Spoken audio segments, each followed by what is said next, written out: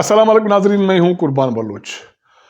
मौलाना फजल रहमान के पीछे तो पता नहीं कौन पड़ा है, लेकिन मौलाना फजल रहमान इंतखाबात के पीछे पड़ गए। ना सिर्फ उन्होंने अपना एक मुतालबा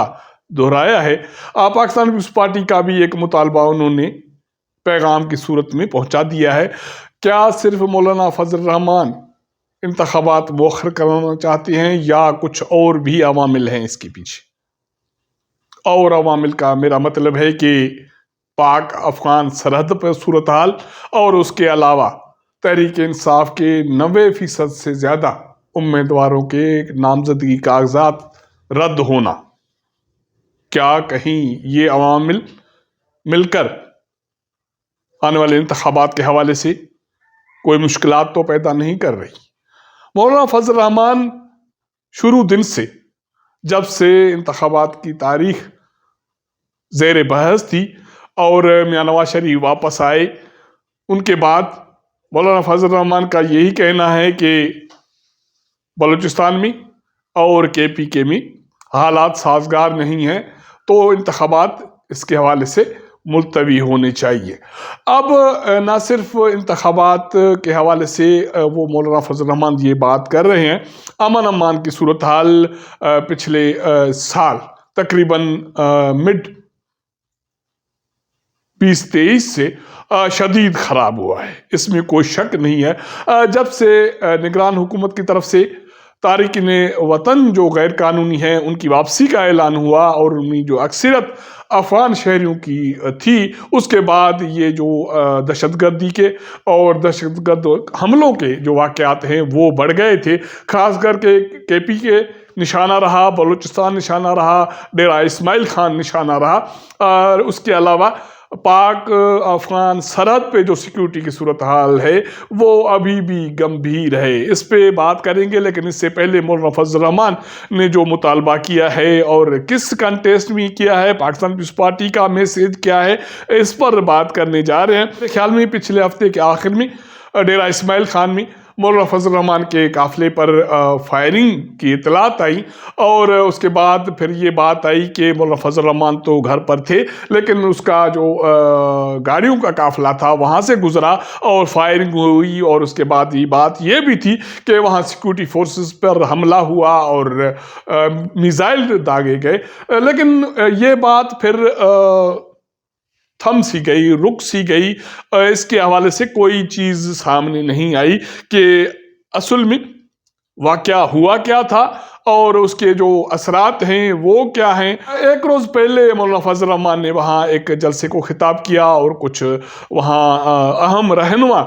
JUI में शामिल हुए, तो मौलाना फजल रहमान का ये कहना था कि इंतखाबात कुछ दिनों के लिए मौखर होना कोई बड़ी बात नहीं है, उसमें कोई हर्ज नहीं है। ये मौलाना फजल रहमान का मेरे ख्याल में पिछले 1-1.5 माह में दूसरा या तीसरा मुतालबा है। इससे पहले भी वो लाहौर में मियां नवाज शरीफ से मुलाकात करने के बाद इस तरह का मुतालबा दोहरा चुके। उसके बाद उन्होंने एक बाज़ाब्ता तौर पर प्रेस कॉन्फ्रेंस की और उसमें भी उन्होंने यही कहा कि इंतखाबात मौखर होने चाहिए, अमन अमान की सूरत हाल बेहतर नहीं है और हमें लेवल प्लेइंग फील्ड चाहिए और मौजूदा हालात में हम इंतखाबाती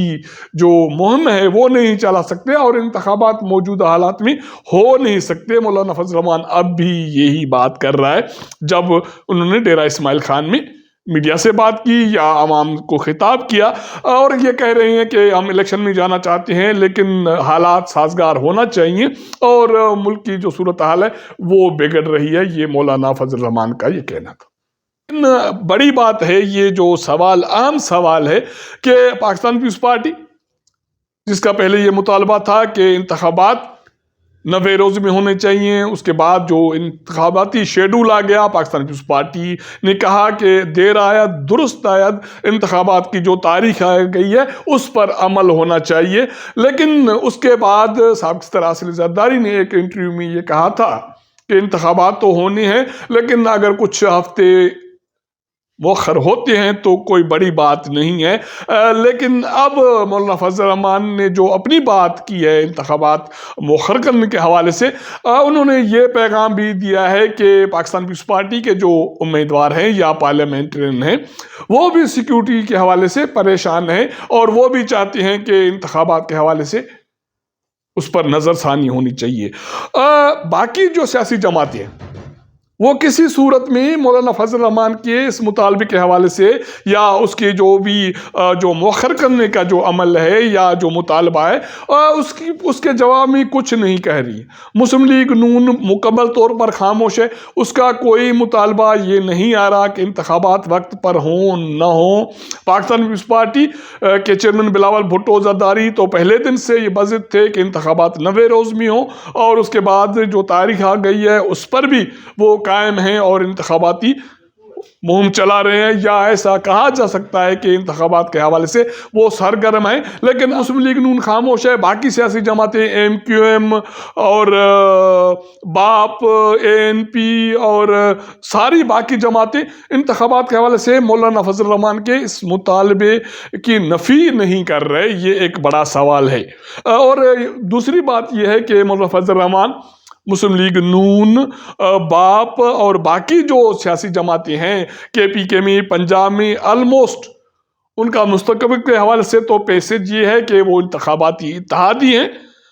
اور یہی وجہ ہے کہ شاید مولانا فضل الرحمان جو پیغام دے رہے ہیں، باقی سیاسی جماعتیں جو مولانا فضل الرحمان کے اتحادی ہیں وہ اس کی نفی نہیں کر رہی، اس کے جواب میں کچھ نہیں کر رہی۔ اب تو مولانا فضل الرحمان بھی یہ کہہ رہے ہیں کہ پاکستان پیپلز پارٹی والے بھی سیکیورٹی کے حوالے سے پریشان ہیں۔ ایک روز پہلے سینٹ میں مولانا فضل الرحمان پہ جو مبینہ حملہ ہوا ہے دہشت گردی کا، اس کی مذمت کی گئی، اور نگران حکومت سے یہ مطالبہ کیا گیا کہ امن امان کے حوالے سے اور دہشت گردی کے خاتمے کے حوالے سے کارروائی کی جائے اور اقدامات فوری طور پر اٹھائے جائیں۔ اور مولانا غفور حیدری اور مولانا فضل الرحمان کے بھائی مولانا عطاء الرحمان، کامران مرتضیٰ، ان کا یہ کہنا ہے کہ ملک کو دہشت گردی کے حوالے کر دیا گیا، ان کے رحم کرم پر چھوڑ دیا گیا، اور موجودہ نگران حکومت کچھ نہیں کر رہی۔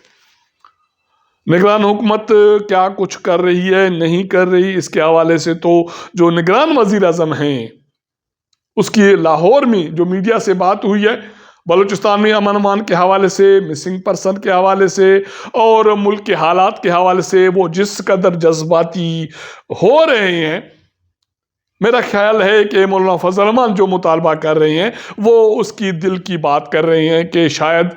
موجودہ ہمارے نگران وزیر اعظم کی خواہش بھی یہی ہے کہ انتخابات ڈیلے ہوں اور ان کے جو تنخواہ ہے یا روزگار ہے اس میں کچھ مزید دن کی توسیع ہو جائے۔ اور یہ میرے خیال میں صرف نگران وزیر اعظم کی خواہش نہیں ہے، نگران کابینہ کی بھی یہ خواہش کافی دنوں تک پہلے تک تھی کہ موجودہ حالات میں شاید انتخابات ڈیلے ہو جائیں اور ان کی جو روزگار ہے ان کا اس میں توسیع ہو جائے اور ان کے روزگار میں اضافہ ہو جائے۔ تو اب مولانا فضل الرحمان بھی یہ بات کر رہے ہیں، باقی سیاسی جماعتیں خاموش ہیں۔ مولانا فضل الرحمان کے کسی اسی مطالبے کی نفی نہ ہونا ایک بڑا سوال ہے کہ کیا واقعی مسلم لیگ نون، BAP, M Q M, B N P اور اے این پی، یہ ساری جماعتیں بھی شاید مولانا فضل الرحمان کی آواز میں آواز ملا تو نہیں رہی، لیکن خاموشی سے اس کی حمایت ضرور کر رہی ہیں۔ ایک تو یہ عوامل تھا کہ یہ صورتحال۔ دوسرا عوامل یہ ہو سکتا ہے کہ جو نامزدگی فارم داخل ہوئے تھے، تحریک انصاف والوں کا یہ کہنا ہے کہ ان کے 90% امیدواروں کے نامزدگی فارم ریجیکٹ ہو گئے ہیں۔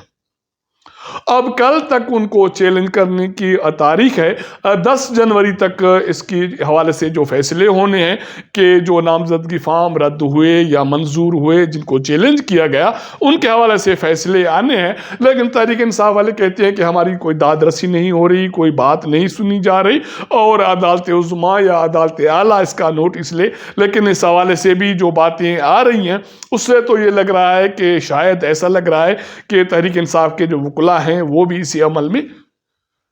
شاید سنجیدہ نہیں ہیں۔ اور تیسرا نقطہ انتخابات میں جو خلل پڑنے کا ہے وہ پاک افغان سرحد کی صورتحال ہے۔ پچھلے ہفتے دہشت گردی کے 2-4 واقعے ہوئے ہیں پاک افغان بارڈر پر، اور ایک تو یہ ہے کہ وہاں دراندازی کی کوشش کی گئی، ناکام دراندازی کی کوشش کی گئی، 3 سے زیادہ دہشت گرد مارے جا چکے ہیں، اس کے علاوہ ان سے اسلحہ اور بارود بازیاب کرایا گیا ہے۔ اس کے علاوہ بھی جو پاک افغان بارڈر، جو پاکستان کے جو علاقے ہیں، وہاں بھی دہشت گردی کی کوشش کی گئی، اور ISPR کی طرف سے، پاک فوج کی طرف سے ایک مرتبہ پھر افغان انتظامیہ کو یہ بات گوش گزار کی گئی کہ وہ اپنی سرزمین پاکستان کے خلاف دہشت گردوں کو استعمال کرنے کی اجازت نہ دے، اور یہ بھی کہا گیا ہے کہ ہمیں یقین ہے اور ہم کہ افغان انتظامیہ دہشت گردوں کے خلاف کارروائی کرے گی اور اپنی سرزمین دہشت گردوں کو پاکستان کے خلاف استعمال کرنے کی اجازت نہیں دے گی۔ کافی عرصے سے پاکستان سیکیورٹی فورسز کے حوالے سے، پاک فوج کی طرف سے یہ مطالبات کیے جا رہے ہیں، لیکن ابھی تک افغان انتظامیہ کی طرف سے کوئی سنجیدہ قدم نہیں اٹھایا جا رہا، جس کی وجہ سے بھی انتخابات کے حوالے سے اور خاص کر کے KPK اور بلوچستان میں امن امان کے حوالے سے خدشات کی صورتحال موجود ہے۔ لیکن قاضی، سپریم کورٹ آف پاکستان اور باقی جو عدالتیں ہیں، ان کا موڈ یہ ہے کہ انتخابات ہر صورت میں ہونے چاہیے، اور یہی وجہ ہے کہ جسٹس قاضی فائز عیسیٰ کی سربراہی میں 7 رکنی بینچ سیاستدانوں کی تاحیات نااہلی کے حوالے سے کیسز کی سماعت شروع کر دی ہے۔ 1-2 روز میں اس کا بھی فیصلہ آ جائے گا، تو تب تک جو مولانا فضل الرحمان کا مطالبہ ہے اور باقی جو عوامل ہیں، اس کے حوالے سے بھی صورتحال واضح ہو جائے گی۔ اب تک کے لیے اتنا۔ اگر ہمارا یہ ولاگ آپ کو پسند آئے تو اپنے دوستوں کے ساتھ ضرور شیئر کیجیے گا، اپنا فیڈ بیک دیجیے گا۔ آپ کے ساتھ ملاقات کریں گے اگلے پروگرام میں، تب تک اجازت دیجیے گا۔ اللہ حافظ۔